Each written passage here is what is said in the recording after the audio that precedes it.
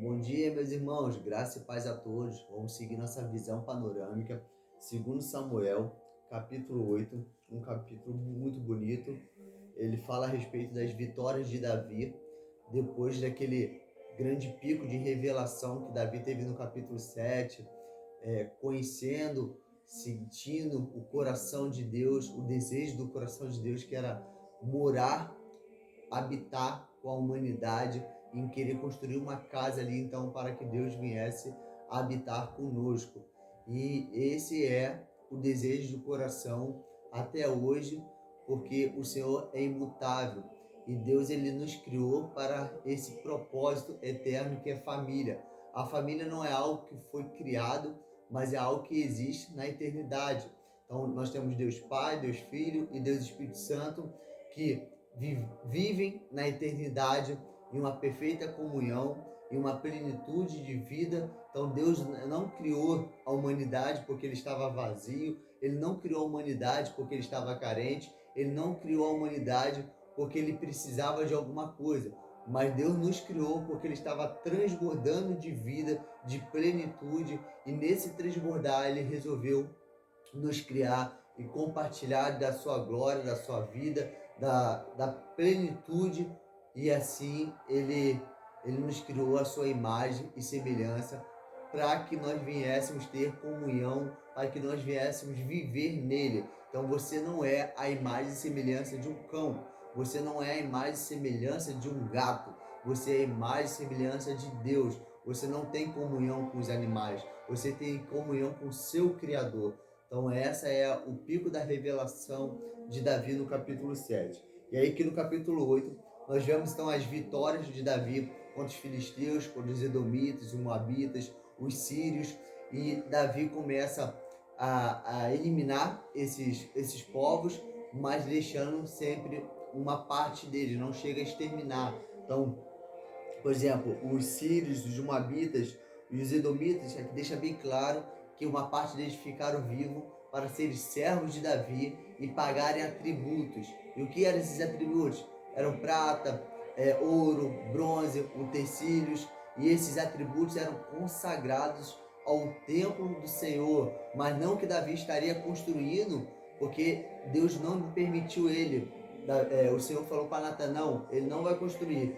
Quem vai construir vai ser o filho dele, que vai ser Salomão. Mas Davi, com muito amor, com muita dedicação, ele prepara, então começa a preparar todo o material para a construção do templo do Senhor. Então, assim nós vemos o capítulo 8 e algo também muito, muito lindo no capítulo 8, que ele fala duas vezes que as vitórias de Davi eram vitórias dadas por Deus, tanto no versículo 6 como no versículo 14. Então olha o versículo 6. Então Davi estabeleceu guarnição na Síria de Damasco, e os sírios se tornaram servos de Davi, pagando-lhe tributos. O Senhor lhe dava vitória por onde quer que fosse. No versículo 14 fala de novo, e o Senhor lhe dava vitória por onde quer que fosse. Então dando uma ênfase que as suas vitórias não tinha a ver com ele, nem com as forças dele, mas tinha a ver com a presença de Deus.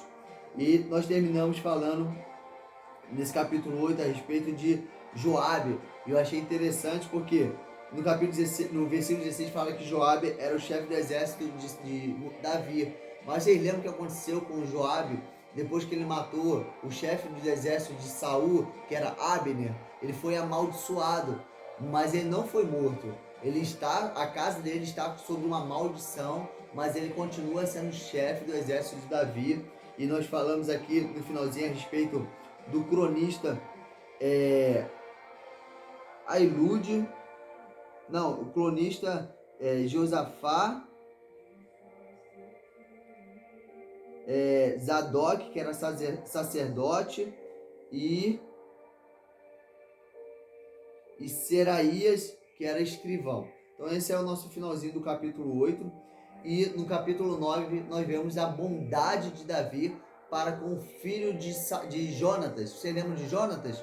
Aquele amigo fiel de Davi, aquele filho de Saul que entregou seu reino para Davi, aquele homem honrado que enfrentou um exército somente com seu escudeiro. Então Jonatas ele tinha uma aliança com Davi. Davi amava tanto Jonatas que Davi fez essa aliança, e agora no capítulo 9 ele honra essa aliança.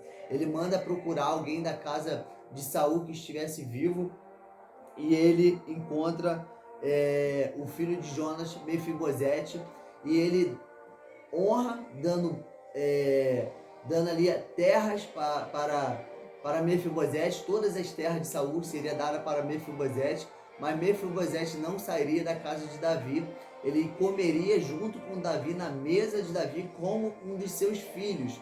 E aí Mefibosete, ele tinha um servo chamado Ziba, e Ziba era o administrador de sua herança. Então Davi deu ali muitas riquezas, muitos bens para Mefibosete, e ficou aos cuidados de Ziba. E Jonas ficou junto com Davi. E nós terminamos o capítulo 9 falando que Mefibosete teve um filho chamado Mica. E assim nós terminamos a nossa visão panorâmica do capítulo 8 e capítulo 9. Amém, irmãos? Graça e paz a todos. Fui!